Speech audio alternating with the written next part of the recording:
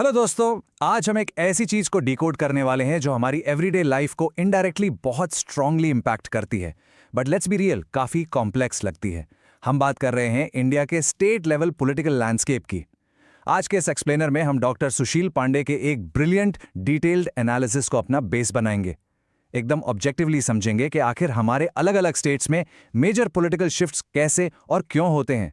थोड़ा काम and focused रहिए क्योंकि ये इन्फॉर्मेशन सीरियसली आपके बहुत काम आने वाली है। आज के इस डिस्कशन का फ्लाइट पाथ बिल्कुल क्लियर है। हम स्टार्ट करेंगे बंगाल के हिस्टोरिकल फॉल से, फिर समझेंगे मॉडर्न वोटिंग मैकेनिक्स, बंगाल की 3 क्रिटिकल पोलराइजेशंस, उसके बाद साउथ चलेंगे टुवर्ड्स तमिलनाडु की नई उम्मीद, फिर चलेंगे देश के सबसे बड़े बैटल ग्राउंड यूपी 2027 और फाइनली पंजाब के critical security needs. Let's get straight into it. Number 1, Bengal, history से पॉलिटिक्स तक। तो सबसे पहले चलते हैं बंगाल। एक टाइम था जब बंगाल लिटरली इंडिया का इंटेलेक्चुअल और इकोनॉमिक पावर हाउस था। एनालिसिस बताता है कि एक दौर में इसको इंडिया का यूरोप तक कहा जाता था। ब्रिटिशर्स सबसे पहले वही आए थे because of its incredible wealth. अगर हम हिस्ट्री देखें तो 1838 में इंडिया की पहली political party land holders society वहीं पर बनी थी। 1905 के स्वदेशी मूवमेंट के टाइम वहाँ इंडस्ट्रीज मासिवली ग्रो हुई, जैसे आचार्य पीसी रे की फेमस बंगाल केमिकल कंपनी। और 1906 तक आते आते तो विमेन भी एक्टिव पॉलिटिक्स में आ चुकी थी। राजा राममोहन रॉय से लेकर स्वामी विवेकानंदा तक सब कुछ वहीं से शुरू हुआ। लेकिन एक बहुत बड़ा क्वेश्चन मार्क है, पोस्ट 1947 ऐसा क्या हुआ कि इतना प्रोग्रेसिव स्टेट अचानक से एक कैडर बेस्ड पॉलिटिकल वेब में फंस गया। अब इसको एक रिलेटेबल कंपैरिजन से समझते हैं। Think about Gujarat and Bengal. दोनों के पास अमेजिंग कोस्टल एडवांटेजेस हैं, पोर्ट्स हैं, मैन पावर है, इंडस्ट्री सेटअप करने का मैसिव पोटेंशियल है। बट फर्क कहाँ आया? फर्क आया प्योरली पॉलिटिकल कल्चर में। डॉक्टर पांडे एक्सप्लेन करते हैं कि गुजरात ने कॉन्शियसली बिजनेस और एंटरप्रेन्योर्स के लिए एक इकोसिस्टम बनाया। वहीं दूसरी तरफ बंगाल में आज़ादी के बाद ऐसी कैडरे ड्रिवन पॉलिटिक्स स्टार्ट हो गई जिसने धीरे धीरे एक complete anti industry culture create कर दिया। ये direct core to score problem को परफेक्टली हिट करता है।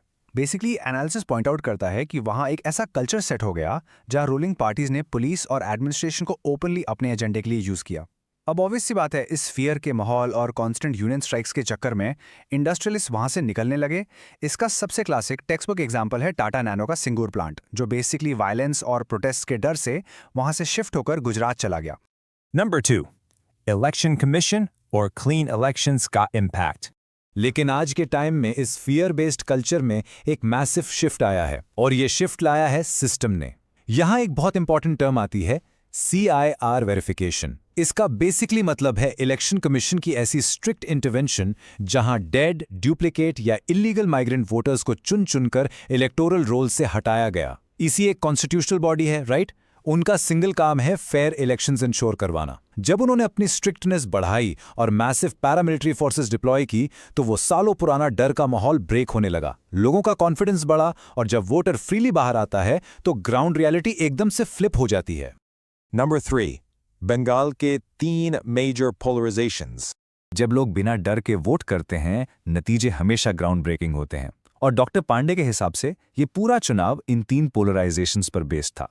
पहला स्टेप था आइडियोलॉजिकल, जहां लेफ्ट और कांग्रेस प्रैक्टिकली फेड आउट हो गए और एक डायरेक्ट बाइनरी फाइट बची टीएमसी और बीजेपी के बीच। दूसरा स्टेप था पीपल वर्सेस पॉलिटिकल कल्चर। आम जनता एसएससी स्कैम्स और संदेश खाली जैसे सिवियर इश्यूज से रियली तंग आ चुकी थी, और उन्होंने इस फियर बेस्ड सिस्टम के अगेंस्ट यूनिफाई होकर वोट डाला। और तीसरा स्टेप, जो एक्चुअली सबसे अनयूजुअल था, वो था communal polarisation. Now what's really interesting here is the historical context. Impartially speaking, Bengal की हिस्ट्री में उनका कल्चर, उनकी लैंग्वेज हमेशा रिलीजन से ऊपर रहे हैं। लेकिन इस एनालिसिस के अकॉर्डिंग रीसेंट टाइम्स में पॉलिटिकल अपीजमेंट की पॉलिसीज और स्पेशली दुर्गा पूजा पर होने वाली रिस्ट्रिक्शंस जैसे इश्यूज ने पहली बार वहां एक unprecedented religious voting angle introduce कर दिया। और इन सबको एम्पलीफाई किया इस एक सिंगल नंबर ने, 15 साल का लंबा टीएमसी रूल। लिटरली इतने सालों में massive anti incumbency nationally buildup हो ही जाती है। करप्शन एलिगेशंस और अनफुलफिल्ड नीड्स की वजह से बीजेपी ने इस फ्रस्ट्रेशन को चैनल किया। उन्होंने स्पेसिफिकली लोकल कल्चरल इश्यूज और अग्रीव्ड विमेन वोटर्स को एक स्ट्रॉन्ग प्लेटफॉर्म दिया, जिसने पूरा नैरेटिव ही बदल कर रख दिया। नंबर 4, तमिलनाडु, एक नई उम्मीद। ऑलराइट, अब अपना फोकस नॉर्थ ईस्ट से हटाकर बिल्कुल साउथ की तरफ शिफ्ट करते हैं। तमिलनाडु। यहां हमें यूथ की एनर्जी और एक फ्रेश ऑल्टरनेटिव पॉलिटिक्स की क्लियर डिमांड दिख रही है। ये नंबर्स एक मैसिव पैराडाइम शिफ्ट हाईलाइट करते हैं। एक टाइम था जब वहां की traditional Dravidian parties, specifically DMK और एआईएडीएमके, उनका कंबाइंड वोट शेयर 72% तक जा करता था। पर अब ये ड्रॉप होकर सीधा 45% पर आ गया है और बचा हुआ 55% एक ऑल्टरनेटिव फोर्स की तरफ मूव कर रहा है। इन शॉर्ट, वहां का यूथ अब पुरानी कास्ट और द्रविडियन पॉलिटिक्स से आगे बढ़ना चाहता है। So why exactly is this happening? 4 clear reasons हैं। पहला, फटीग। लोग उन्हीं 2 पार्टीज डीएमके और एआईएडीएमके के आपस में रोटेट होने से पक चुके हैं। दूसरा, रीसेंट एंटी सनातन रिमार्क्स पर ग्राउंड लेवल पर एक मैसिव बैकलैश आया है। तीसरा, अब यूथ को एग्रेसिवली सिर्फ डेवलपमेंट फोकस्ड पॉलिटिक्स चाहिए। और चौथा, सबसे बड़ा game changer, the rise of Vijay. Doctor Pandey correctly note करते हैं कि तमिलनाडु हमेशा से सिनेमैटिक और कैरिज्मेटिक लीडर्स को एम्ब्रेस करता है और इस बार विजय वहां के वोटर्स के लिए एक पॉजिटिव न्यू एज उम्मीद बनकर उभरे हैं। Number 5. UP 2027 का महासंग्राम। साउथ की इस अमेजिंग एनर्जी के बाद अब आते हैं देश के उस अखाड़े पर जहां स्टेक्स प्रैक्टिकली हाईएस्ट होते हैं, उत्तर प्रदेश 2027। अगर आज की डेट में इस क्लैश को ब्रेक डाउन करें तो दोनों sides literally neck to neck हैं। एक तरफ एनडीए यानी बीजेपी है, जो अपने strong law and order record, नए इंफ्रास्ट्रक्चर जैसे मेडिकल कॉलेजेस और डबल इंजन की अपील पर खिल रही है। दूसरी तरफ समाजवादी पार्टी पूरी तरह से अपनी पीडीएस स्ट्रैटेजी, पिछड़ा दलित अल्पसंख्यक अलायंस पर फोकस्ड है।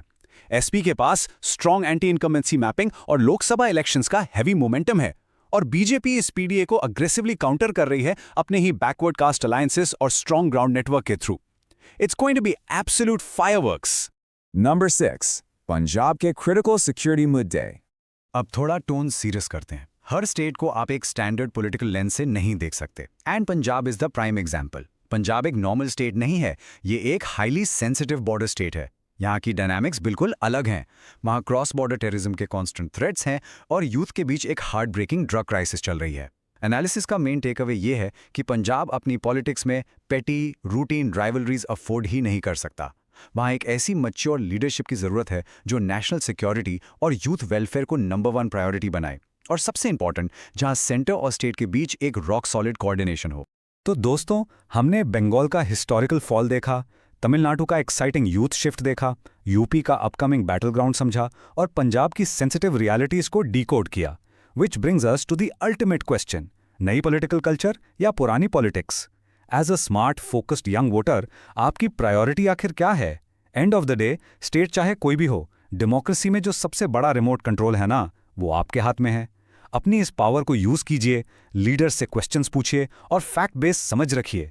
उम्मीद है आज के इस एक्सप्लेनर से आपको काफी क्लियर पर्सपेक्टिव्स मिले होंगे। मिलते हैं ऐसी ही एक और फैक्ट पैक डिस्कशन में। Keep learning and stay awesome.